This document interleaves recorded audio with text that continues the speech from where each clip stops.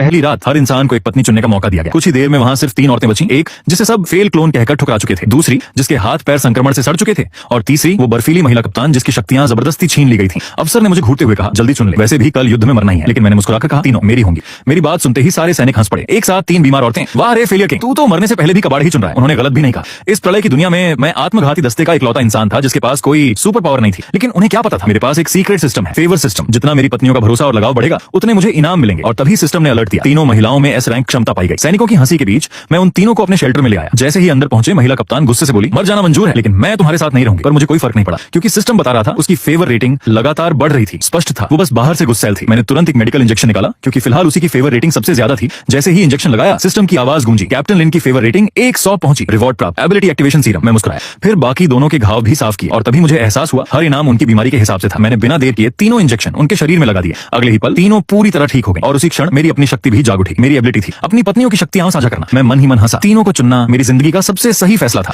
उस रात सब कुछ शांतिपूर्वक बीता। लेकिन अगली सुबह कल मेरा मजाक उड़ाने वाले सैनिक वापस आ गए। उन्हें लगा लड़कियां बीमारी का नाटक कर रही थी। उन्होंने तुरंत कहा, इन औरतों को हमारे हवाले कर दो। लेकिन इस बार मुझे हाथ उठाने की भी जरूरत नहीं पड़ी। कुछ ही सेकंड में वे सब जमीन पर पड़े कराह रहे थे। तभी मुझे उनकी असली शक्तियों का पता चला। शाओवू, शारीरिक ताकत बढ़ाने वाली एबिलिटी। Number 7, teleportation. और लिंग शुआंग, उसकी शक्ति तो और भी खतरनाक थी। वो हवा में छिपे दुश्मनों का भी पता लगा सकती थी। मैंने हंसते हुए कहा, क्या हुआ, अब क्यों घूर रहे हो? लिंग शुआंग ने ताना मारा, कल रात तो तुमने सिर्फ बातें नहीं की थी, हाथ भी लगाए थे। मैं मुस्कुराया। अचानक सिस्टम बोला, लिंग शुआंग फेवर +30। मैंने मन ही मन सोचा, सच में पूरी की पूरी टच सुन दे रहे हैं। हम नया ठिकाना ढूंढने निकले। लेकिन हमें नहीं पता था कैप्टन वांग ने लिंग शुआंग की असली पहचान जान ली थी। उसकी शक्तियां वापस कैसे आ गई? उसने तुरंत यह जानकारी 10 लाख में सेना को बेच दी। शाम होने से पहले हमें एक छोड़ा हुआ मेट्रो स्टेशन मिल गया। सब थक कर बैठ गए।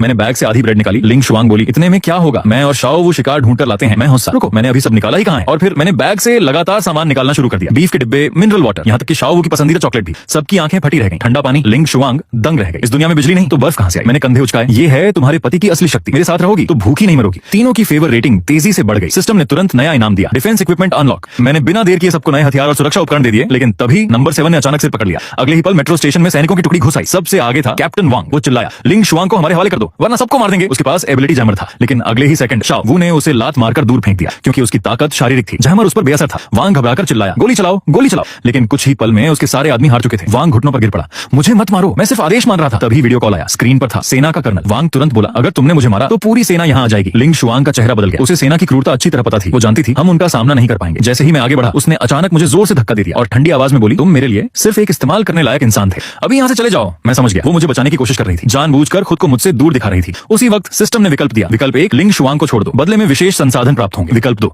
उसके साथ खड़े रहो, फेवर रेटिंग बहुत बढ़ेगी, लेकिन मौत का खतरा रहेगा। मैं बिना सोचे मुस्कुराया। अरे, मैं अभी उसकी अकड़ पूरी तरह तोड़ भी नहीं पाया। अगले ही पल मैं सबके सामने उसकी तरफ बढ़ने लगा और मुस्कुराकर बोला, पत्नी जी, आपकी एक्टिंग सच में बहुत खराब है। अपनी पत्नी को छोड़कर भाग जाऊं? मैं इतना भी गिरा हुआ नहीं।